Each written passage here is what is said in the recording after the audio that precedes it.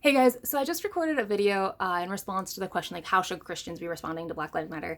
And the first video was kind of on, like, how not to respond. And this one, I'm going to talk about some of the things that we as Christians ought to be doing.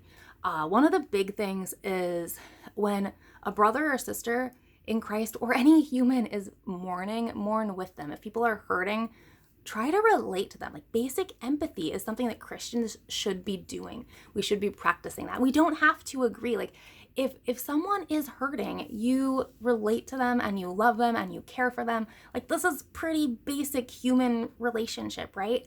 And one of the things too, like, the history of America is dark and evil. And we were not based on Christianity. There were Christian principles and influences, yes, but our founding fathers were deists. They were not actually Christians.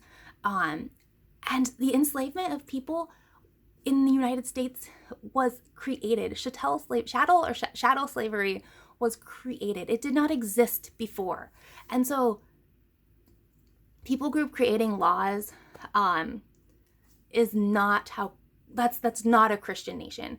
Our economics and everything was based on slave labor to begin with. It was based on free labor, the rape, the murder, the violence, the selling, the dehumanization of human beings is what our country was built on. So yes, that affects us today. And in my second video, the one about my story, it's not that far ago. Like, my biological father was murdered by the KKK. Like, from some of the famous lynchings. Like, people died in our lifetimes from these famous lynchings. Like, our grandparents were the ones marching in the civil rights movement, right? Like, so these things impact us today. Our grandparents, our parents remember sundown towns. Like, these things are not so far in the past. So understand that that impacts us today. And how do we handle this? Do you need to feel guilty? Do you need to apologize for being white? No, that is ridiculous.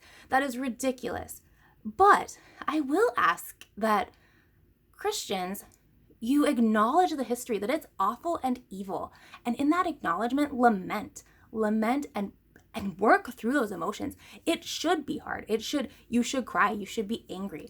Our history is dark. And I think I see a lot of Christians like saying, like, oh, kind of acting like it doesn't matter.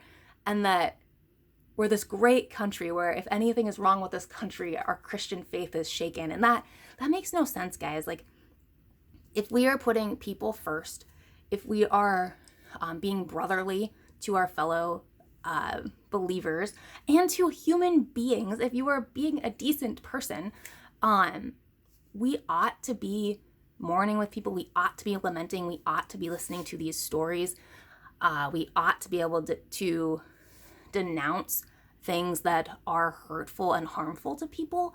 And I think we need to listen.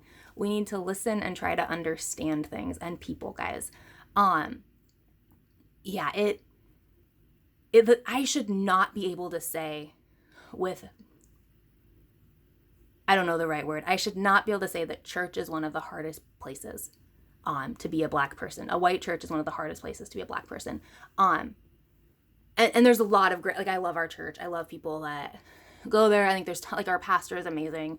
And there's several people that have been amazing. And I think there's a lot of people that don't understand, but they're still amazing, right? So I'm not saying every Christian, but the worst experiences I've had, some of the most racist things that I've had happen, revolve around the church. So guys, that should not be true. And I implore you to lament and look at the reality of what people are experiencing in this country.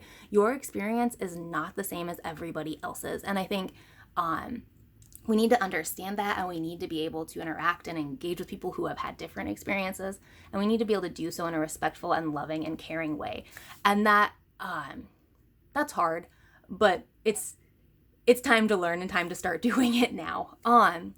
So I hope that's helpful for what we should be doing, guys. Yeah, I will see you in the next one.